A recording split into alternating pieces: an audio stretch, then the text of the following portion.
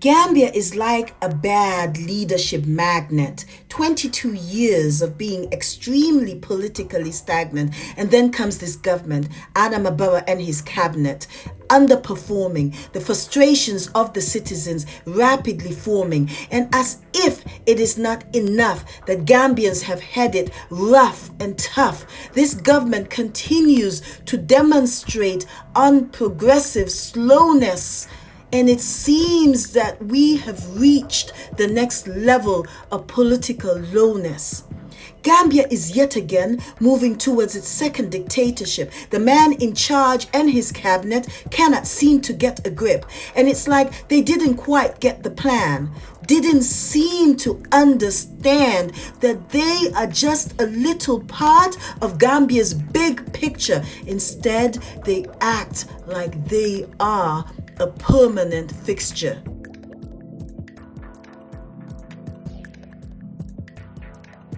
In 2016, various political parties with different ideologies agreed to convene. And even though today we realize they formed a fragile coalition, they were partners in what was a great Gambian sensation as we witnessed our people finally and bravely vote for the sake of democracy. But today, all we see is hypocrisy. We shouldn't fail to see the similar pattern of leadership that led to our past atrocities.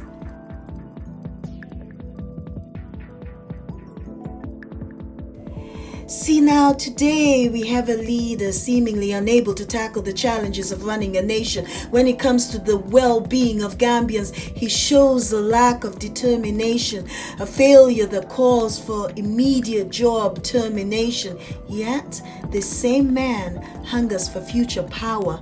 Funny how he has lost sight of the issues that affect the people who are to be his beacon tower. I bet he's wondering why he cannot get the support we gave him in 2016 and 2017. Well, his politics has not exactly been what we would call clean.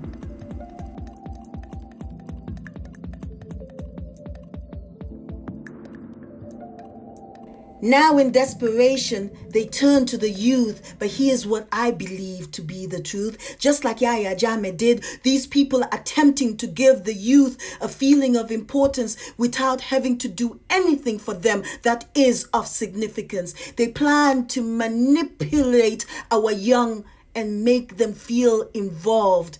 So regressive. I thought we had evolved. They don't really care about the feelings of hopelessness that the young people harbor. Why did you abruptly fire the National Youth Council Director, Mr. Lamin Dabo?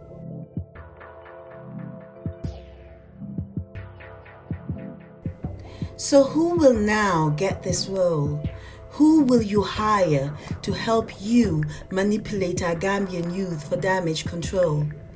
Yahya Jammeh strategy, pure psychology, sell the youth an ideology, your temporary fake generosity. Mr. President, the fact is, at this time, for the youth, there is no job security. So in your desperation, don't forget that you owe them an apology. Mr. Barrow, working under the previous dictatorship, some of your advisors have learned some undesirable tricks. It seems that you have decided to add the dictator leader's strategy to the mix, relying on the Gambian people's complacency, pure blatancy, creating an environment for you to cruise through your presidential term disdainfully, running the country aimlessly. You are creating a bad atmosphere by turning back to that bad system to save your career. Sir, it seems to your oath you're not sincere. This government really has no idea how to move the country forward. And so, when some citizens have them cornered, their oath to protect democracy is no longer honored. They arrest and trample on the rights of those who ask questions or point out their flaws. They don't appreciate the attention a public statement or an inquiry draws. See now, even if it's just a few Gambians that ask questions, we need to stay the course.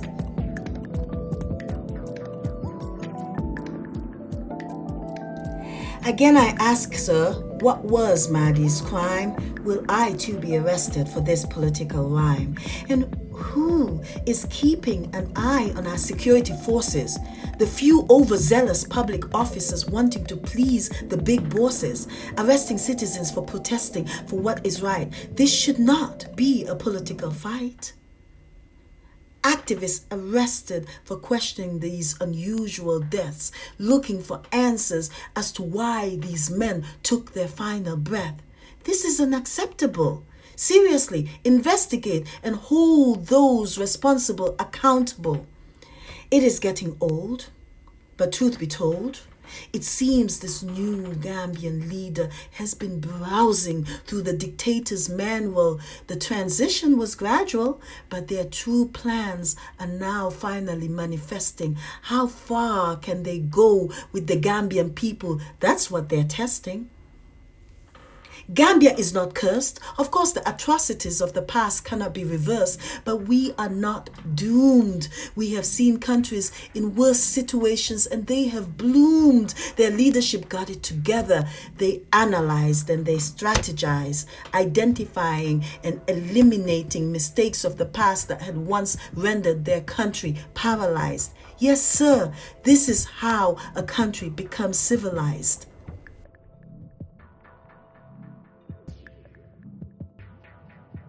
Why Gambia? I have said this before and I will say it once more. We have a chance to take a stance to enhance and change our circumstance, and that's when we will see Gambia truly advance. It's not that the people that are running this government are unintelligent. They are just belligerent. And of course, a few of them ignorant. But they are not clueless. Nyokote. Let's be straightforward. They know what the Gambia needs to move onward.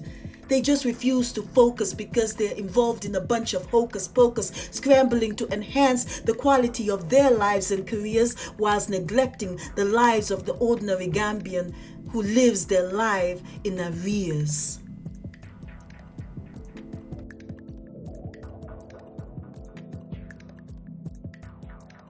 Gambians fought for democracy, not for hypocrisy, and definitely not for this government to copy Jammeh's legacy.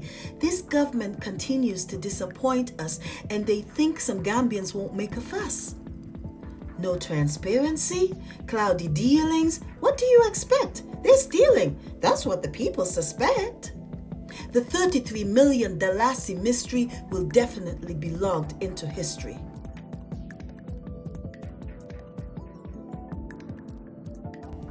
There is no transparency, so the people allege that there has been misuse and misappropriation of public funds these past 4 years. It appears they don't seem to remember the people's tears. Do you think this man is going to lead us to our progressive destination? Do you think he will take us away from this unpromising situation? With this leadership, Gambia is returning to dictatorship. But Gambians, let's not let our democracy slip. Gambians voted for the power to effect change. But isn't it strange? They are using the same past dictatorship tools, bending the rules, treating Gambians like we are fools, hiding behind the veil of democracy for the benefit of the external world to see. Gambians may be free, but to a degree. It's like a major conspiracy to keep Gambians far from prosperity.